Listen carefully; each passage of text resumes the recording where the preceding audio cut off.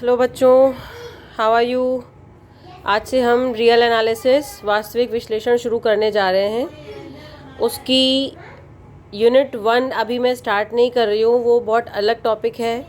Chapter 3 से, limit से, सीमा से हम शुरू करने जा रहे हैं। शायद आपके यूनिट 2 है या 3 है। यूनिट 2 है, एक बार यूनिट कंफर्म करनी पड़ेगी, पर हम सीमा से शुरुआत करने जा रहे हैं। सबसे पहला टॉपिक है इसमें फलन। फलन क्या होता है? फलन बेसिकली एक नियम है जो एक अरिक्त समुच्चय x से एक अरिक्त समुच्चय y, non empty set x से नॉन एम्प्टी सेट y में डिफाइंड है। एक रूल होता है जो एक सेट x और एक सेट y से x से y में डिफाइंड होता है। ठीक है, किस तरह से डिफाइंड होता है कि सेट x का हर एक एलिमेंट बिजी होना चाहिए, कोई एलिमेंट छूटना नहीं चाहिए। ठीक है, बिजी होना चाहिए का मतलब सेट x का हर एक एलिमेंट y के किसी न किसी एलिमेंट से, किसी न किसी अवयव से जुड़ा हुआ होना चाहिए, संबद्ध होना चाहिए, f के थ्रू एसोसिएटेड होना चाहिए। मतलब x के हर एक एलिमेंट की f इमेज y में होनी चाहिए। दूसरा पॉइंट, x का हर एक एलिमेंट जो है y के यूनिक एलिमेंट से जुड़ा हुआ होना चाहिए। मतलब ऐसा नहीं होना चाहिए कि यहाँ पर x का एक एलिमेंट है और उसकी इधर 2 इमेजेस मिल रही हैं, ये पोजीशन नहीं आनी चाहिए। एक एलिमेंट की y में 2 इमेजेस नहीं होनी चाहिए। ठीक है,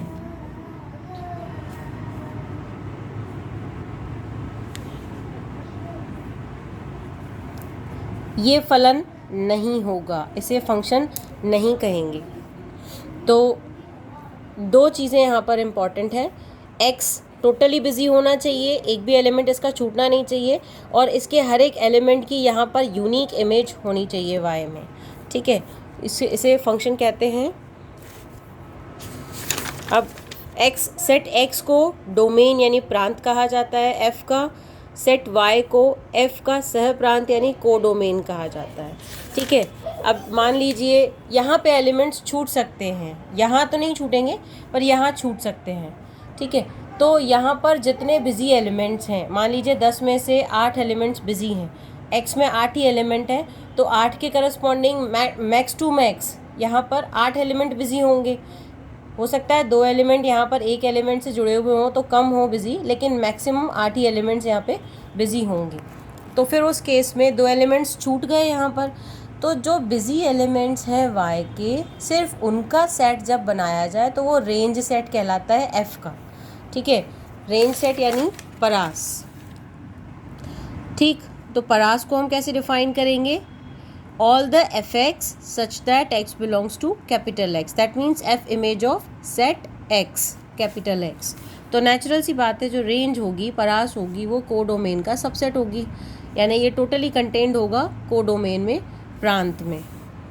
अब एक वास्तविक चर का फलन क्या होता है? Function of a real variable.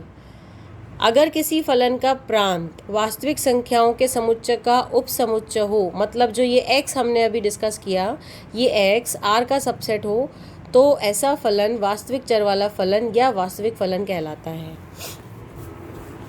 If domain of the function f is the subset of set R, set of real numbers, then the f is called function of a real variable or real function। ठीक है, तो इसका मतलब अगर ये जो domain है ये सेट R में एग्जिस्ट करता हो, तो फिर हम उस केस में f को रियल फंक्शन या वास्तविक फलन कहेंगे। नेक्स्ट टॉपिक है बाउंडेडनेस ऑफ फंक्शंस, फलनों की परिबद्धता। 1 मिनट।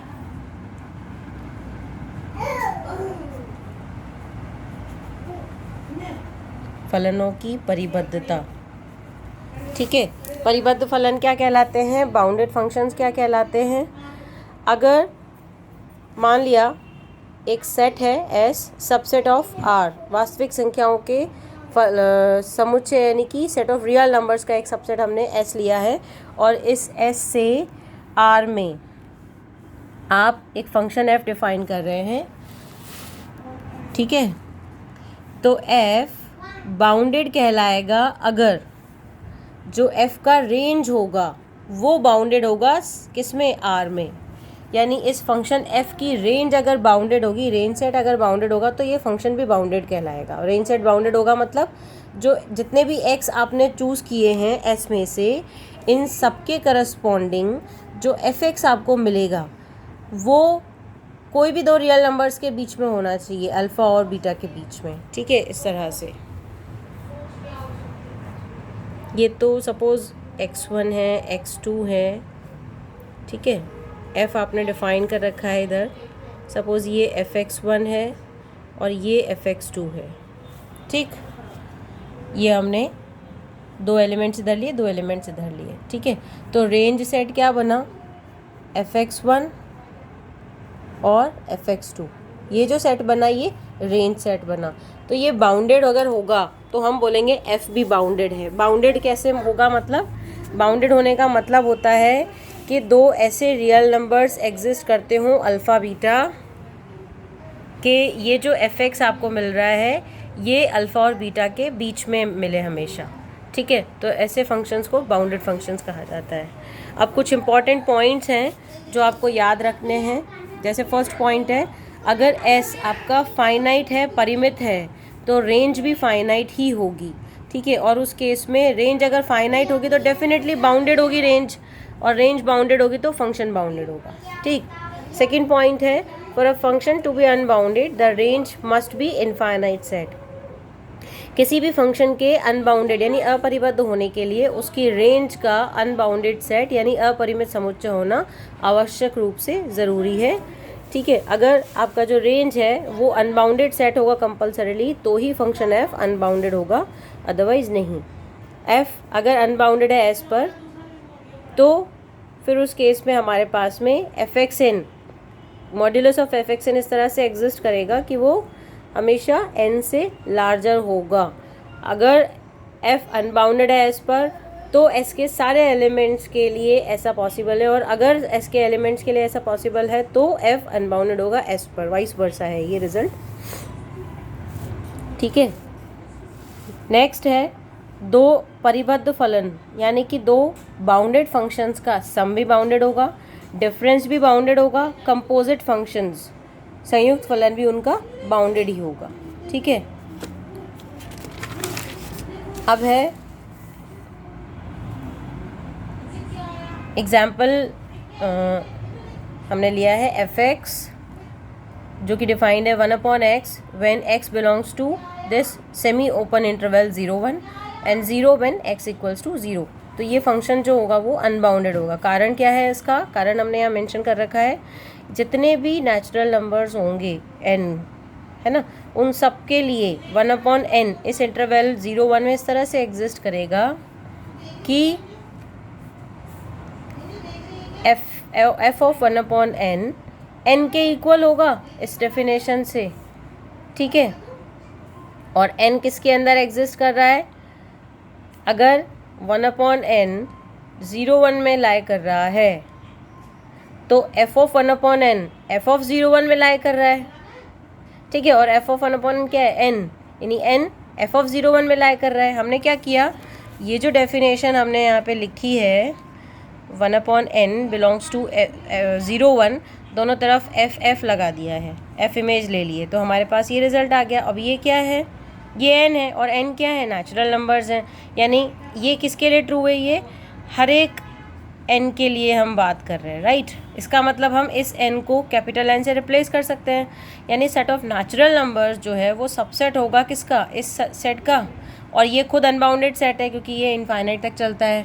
तो इसका मतलब अगर कोई अनबाउंडेड सेट किसी सेट का सबसेट है तो वो सुपर सेट भी अपने आप में अनबाउंडेड होगा, इसलिए ये f जो है वो अनबाउंडेड है, ठीक है।